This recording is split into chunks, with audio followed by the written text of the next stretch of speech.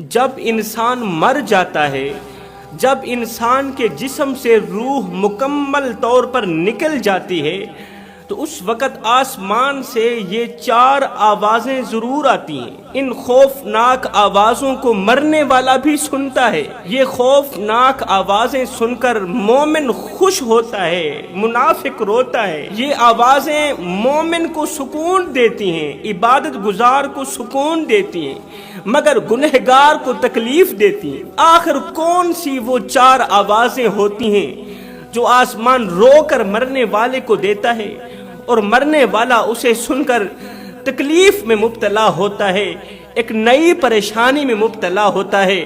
حضرت سیدنا امام جعفر صادق رضی اللہ تعالی عنہ فرماتے ہیں جب انسان مر جاتا ہے تو آسمان سے پہلی آواز آتی ہے۔ وہ کون سی آواز ہوتی ہے؟ آسمان کہتا ہے، اے آدم کے بیٹے، او مرنے والے، او دنیا سے جانے والے، او دنیا سے رخصت ہونے والے انسان، ایک بات تو بتا، تو نے دنیا کو چھوڑا یا دنیا نے تجھے چھوڑا؟ ایک بات تو بتا، تو نے دنیا سے بے وفائی کی یا دنیا نے تیرے ساتھ بے وفائی کی؟ تو نے دنیا کو دھوکہ دیا یا دنیا نے تجھے دھوکہ دیا؟ تو نے دنیا سے محبت کی یا دنیا نے تیرے ساتھ محبت کی؟ تو دنیا کے پیچھے بھاگا یا دنیا تیرے پیچھے بھاگی؟ دنیا کی بات آئی، حضرت مولانا روم ایک بہت ہی دلچسپ حکایت لکھتے ہیں، سبق آموز حکایت لکھتے ہیں۔ کہتے ہیں کہ ایک خوبصورت عورت حکیم صاحب کے پاس گئی، کہنے لگی، حکیم صاحب، میرا شوہر زندگی موت کی جنگ لڑ رہا ہے، میرے شوہر کے گردے فیل ہو گئے، آپ مہربانی فرمائیے میرے ساتھ چلیے، میرے شوہر کا علاج کیجیے۔ حکیم صاحب نے اپنی ضرورت کا سامان اپنے ہمراہ لیا، ادویات اپنے ہمراہ لی، عورت کے ساتھ چل پڑے۔ عورت نے اپنے گھر کی طرف رخ کیا، چلتے چلتے گھر تک پہنچ آئی۔ طبیب نے مریض کا چیک کیا، چیک اپ کر ہی رہا تھا، اس کی مرض پر غور و فکر کر ہی رہا تھا کہ ادھر سے مریض کی بیوی نے، خوبصورت بیوی نے، جو کہ حکیم صاحب کو اپنے گھر لے کر آئی تھی، اس عورت نے کیا کیا؟ اپنے چہرے سے نقاب اٹھایا، چہرے سے نقاب ہٹایا۔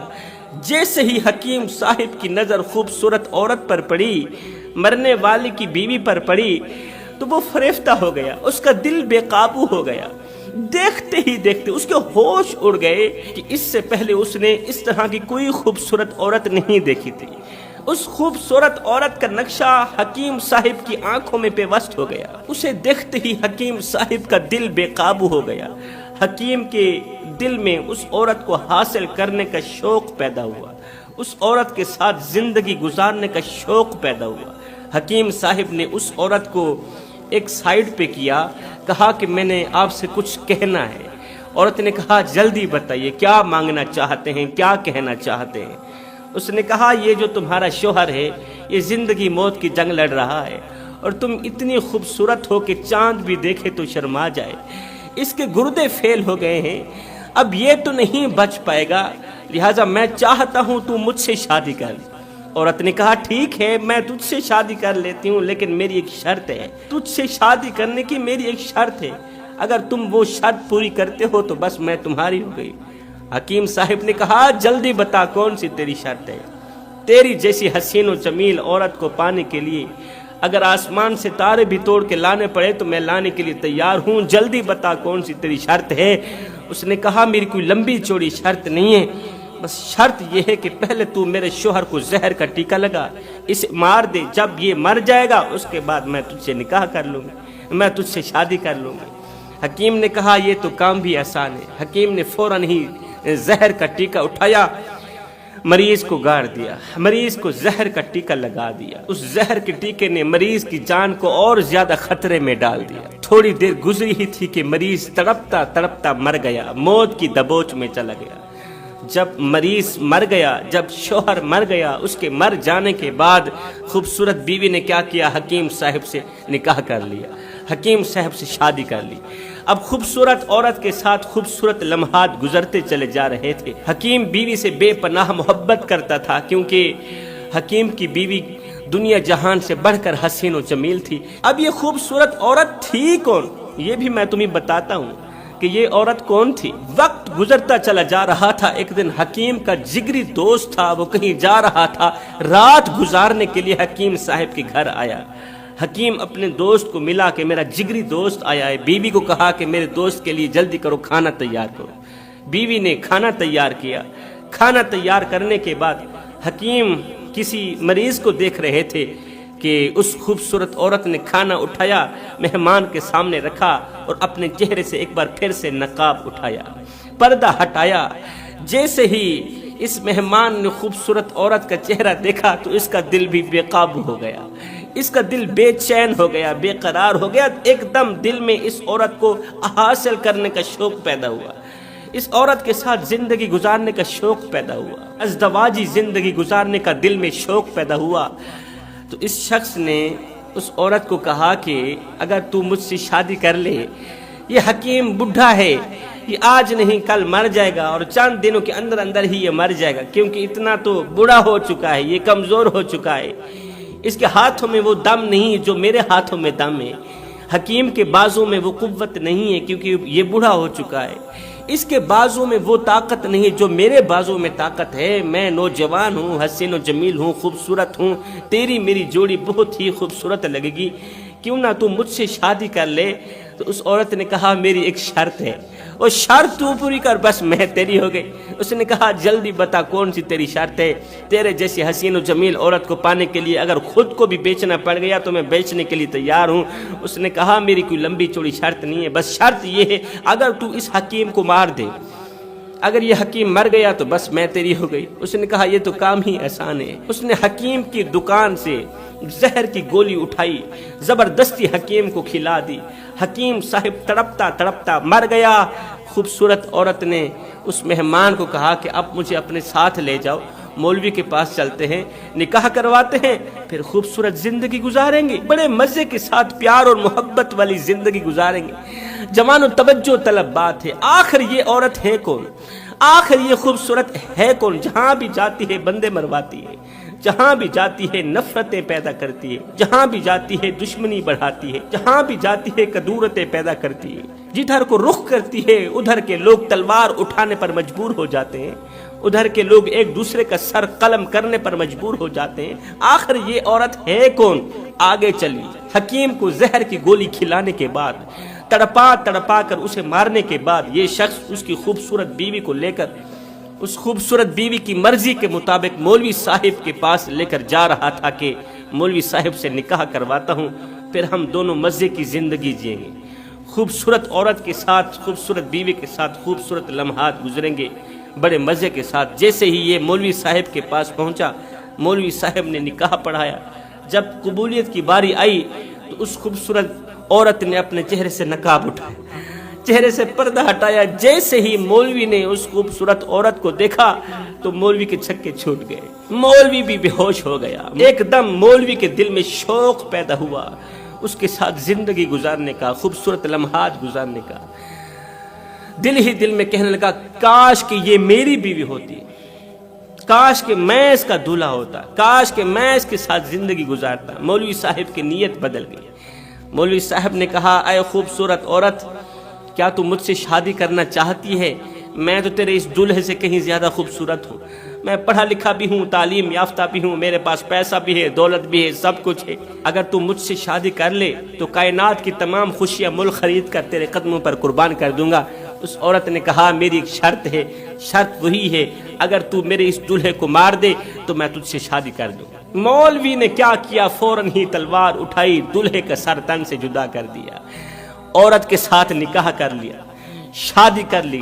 شادی کرنے کے بعد خوبصورت بیوی کے ساتھ خوبصورت لمحات گزرتے چلے جا رہے تھے کہ ادھر سے بادشاہ کو ایک ایسی مہلک بیماری لگی، ایسی مہلک بیماری لگی کہ بادشاہ دن بدن بیمار ہی ہوتا چلا جا رہا تھا، دن بدن کمزور ہوتا چلا جا رہا تھا۔ بڑے بڑے حکیم طبیب لوگ آئے بادشاہ کا علاج معالجہ کروانے کے لیے، مگر سب بے سود رہا۔ تو ایک دن کسی وزیر نے کہا بادشاہ سلامت، دوائیوں کے ساتھ ساتھ دعا کا ہونا بھی ضروری ہے، دم پھونک کا ہونا بھی ضروری ہے۔ ہو سکتا ہے دوائیوں سے آپ کو شفا نہیں ملی، اللہ تعالیٰ دعا سے آپ کو شفا دے دے، کیوں نہ مولوی صاحب کو بلا کر ہم دعا کروا لیتے ہیں، دم پھونکا کروا لیتے ہیں۔ بادشاہ نے کہا جلدی جاؤ مولوی کو لے کر آؤ، ہو سکتا ہے وہ دم پھونکا جھاڑے، اللہ مجھے شفا دے دے۔ یہ وزیر صبح سویرے گھر سے باہر نکلا، مولوی صاحب کا دروازہ جا کھٹکھٹایا، دستک دی، اندر سے مولوی صاحب باہر نکلے۔ کہا مولوی صاحب جلدی جائیے بادشاہ کے دروازے پر، بادشاہ زندگی موت کی جنگ لڑ رہا ہے اور آپ کو بلا رہا ہے، آپ دعا کریں اللہ بادشاہ کو شفا دے۔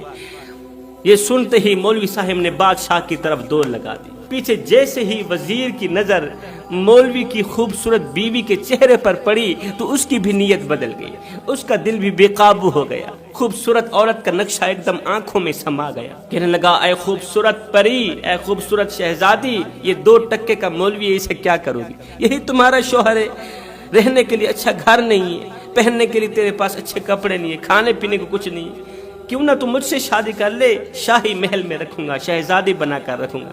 اس نے کہا میری ایک شرط ہے، اگر تو اس مولوی کو مار دے۔ آخر یہ ہے کون سی بلا جدھر کو جاتی ہے بندے مرواتی ہے، جدھر کو جاتی ہے ایک دوسرے کے سامنے تلوار اٹھانے پر مجبور کر دیتی ہے، ایک دوسرے کے سر قلم کرنے پر مجبور کرا دیتی ہے۔ آخر یہ ہے کون سی بلا؟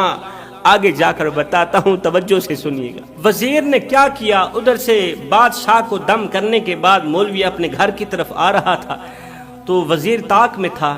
جیسے ہی مولوی نے گھر کی دہلیز پر قدم رکھا تو وزیر نے تلوار اٹھائی، مولوی کا سر تن سے جدا کر دیا، اس کی بیوی کو لے کر شاہی محل میں داخل ہوا۔ شاہی محل میں داخل ہوا، ہر ایک کی نظر اس کی بیوی پر، ہر ایک کی نظر اس خوبصورت عورت پر۔ اب جیسے ہی بیمار بادشاہ کی نظر اس عورت کے چہرے پر پڑی تو اس کی نیت بھی خراب ہو گئی۔ جیسے ہی بادشاہ نے اس خوبصورت عورت کا چہرہ دیکھا، بس دیکھتا ہی رہ گیا، اس کے چہرے سے بادشاہ کی نظر ہٹتی ہی نہیں تھی۔ بادشاہ اس عورت کو دیکھتا ہوا اپنے تخت سے اٹھا، پوچھنے لگا تو کس کی بیوی ہے؟ کہا میں آپ کے وزیر کی بیوی ہوں۔ کہا اسی وزیر کی بیوی؟ اور اتنی خوبصورت عورت، اس سے پہلے حسن میں نے دیکھا ہی نہیں ہے۔ کیا کمال حسن ہے، کیا کمال خوبصورتی ہے کہ چاند بھی دیکھے شرما جائے۔ ایک دم بادشاہ کی نیت بدلی، بادشاہ کے دل میں اس خوبصورت عورت کو اپنی بیوی بنانے کا شوق پیدا ہوا، اس کے ساتھ زندگی کے 2-4 دن گزارنے کا شوق پیدا ہوا۔ بادشاہ نے کہا اے عورت علیحدگی میں میری بات سنو۔ دونوں علیحدگی میں چلے گئے۔ بادشاہ نے کہا اس 2 ٹکے کے وزیر کو کیا کرو گی؟ تم مجھ سے شادی کرو نا۔ عورت نے کہا میری ایک شرط ہے، اب بھی اور اسی وقت اگر اس وزیر کا سر تن سے جدا کر دو بس میں تمہاری ہو گئی۔ بادشاہ نے کہا یہ تو کام ہی آسان ہے۔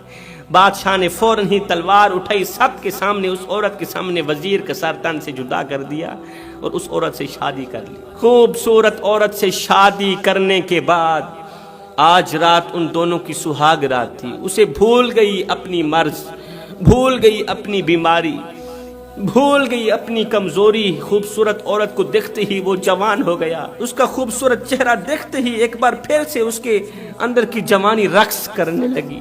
اسے بھول گئی اپنی بیماری۔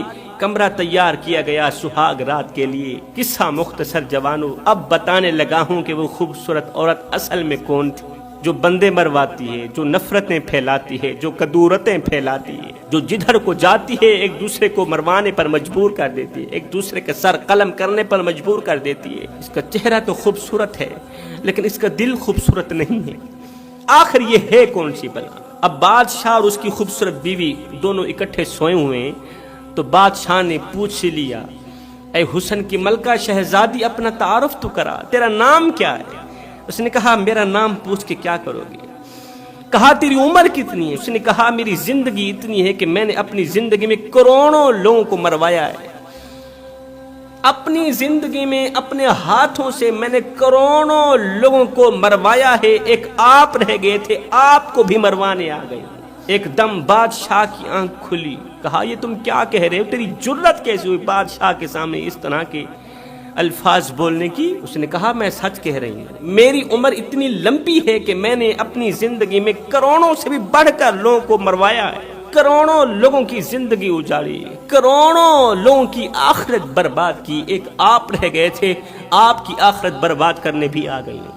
بادشاہ نے کہا او بلا بتا تو صحیح تیرا نام کیا ہے؟ اس نے کہا میرا نام دنیا ہے، میرا نام دنیا ہے، جو میرے پیچھے بھاگتا ہے، جو میرے پیچھے بھاگا وہی مارا گیا، جو میرے پیچھے بھاگا وہی مارا گیا، تباہ ہو گیا، برباد ہو گیا، اس کی دنیا تو اجڑی، اس کی آخرت بھی اجڑ گئی، جو میرے پیچھے بھاگا۔ میں دنیا ہوں، دھوکے کے سوا میرے پاس کچھ نہیں ہے، فراڈ کے سوا میرے پاس کچھ نہیں ہے، دھنگا فساد کے سوا میرے پاس کچھ نہیں ہے، قتل و غارت کے سوا میرے پاس کچھ نہیں ہے۔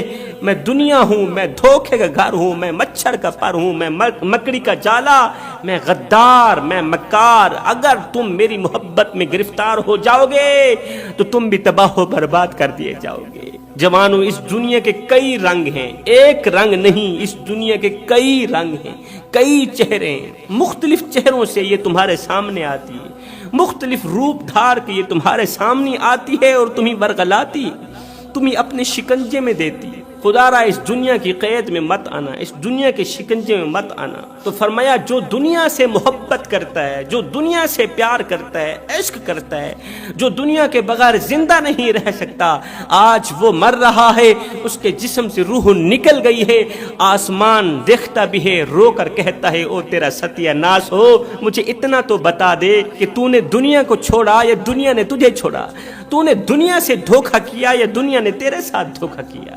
نہیں، دنیا نے تیرے ساتھ دھوکہ کیا ہے، نہیں، دنیا نے تجھے چھوڑا، تو نے دنیا کو کہاں چھوڑا؟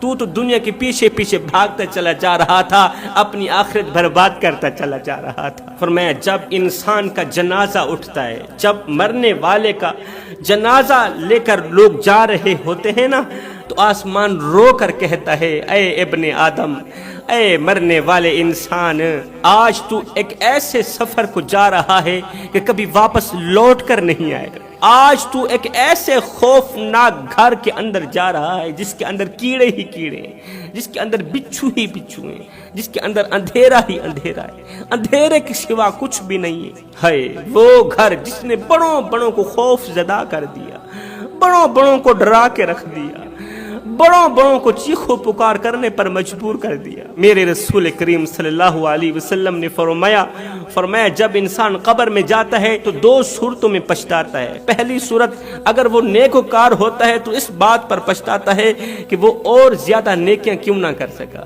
اور اگر وہ گنہگار ہوتا ہے تو اس بات پر پچھتاتا ہے کہ وہ توبہ کیوں نہ کر سکا۔ فرمایا جب انسان کو دفن کرتے ہیں، اللہ اکبر، اس وقت آسمان بھی کہتا ہے، زمین بھی کہتی ہے، زمین کہتی ہے کیا تو وہی نہیں ہے جو میرے اوپر اکڑ کر چلا کرتا تھا؟ آسمان کہتا ہے کیا تو وہی نہیں ہے جو میرے نیچے فخر کرتا تھا، غرور کرتا تھا، میں کرتا رہتا تھا، دولت کی آڑ میں آ کر، دولت کے گھمنڈ میں آ کر تو کہتا تھا میں ہوں، مجھ سے بڑا کوئی اور نہیں ہے، مجھ سے بڑا کوئی طاقتور نہیں ہے۔ تو خود کو دوسروں سے افضل سمجھتا تھا اور دوسروں کو خود سے کم تر سمجھتا تھا۔ وہ مرنے والے، وہ قبر کے اندر جانے والے، بتا تو صحیح آج تیرے اندر کی وہ میں کہاں چلی گئی؟ آج تیرے اندر کا وہ تکبر کہاں چلا گیا؟ حضرت سیدنا علی المرتضیٰ شیر خدا سے پوچھا گیا، حضرت ہر رکعت کے بعد ایک قیام ہے، ایک رکوع ہے، مگر سجدے دو کیوں ہیں؟ سجدے دو کیوں ہیں؟ رکوع ایک ہے، قیام ایک ہے، دو سجدے کیوں؟ تو حضرت علی نے فرمایا دو سجدے اس لیے ہیں کہ جب تم پہلا سجدہ کرتے ہو، پہلی مرتبہ سجدے میں جاتے ہو، جب تم اپنا قیمتی سر، قیمتی پیشانی خاک پر رکھتے ہو نا، تو قرآن پکار کر کہتا ہے منہا خلقناکم، تم اسی مٹی سے پیدا کیے گئے، منہا خلقناکم، تم اسی مٹی سے بنے ہو۔ اور جب تم دوسری مرتبہ سجدہ کرتے ہو، ایک مرتبہ سجدہ کرنے کے بعد جب تم دوسری بار سجدہ کرتے ہو، اپنا قیمتی سر، اپنی قیمتی پیشانی خاک پر رکھتے ہو نا، تو وہی آیت آگے کی طرف بڑھتی ہوئی کہتی ہے وَفِيهَا نُعِيدُكُمْ، اور اسی مٹی میں تم نے چلے جانا، اسی مٹی میں واپس چلے جاؤ گے۔ تو فرمایا پہلا سجدہ تمہاری ولادت کی یاد دلاتا ہے، دوسرا سجدہ تمہاری موت کی یاد دلاتا ہے، اور دونوں سجدوں کے درمیان جو مختصر سا قیام ہے اسے زندگی کہا جاتا ہے۔ آتے ہوئے اذاں ہوئی، جاتے ہوئے نماز، کتنے قلیل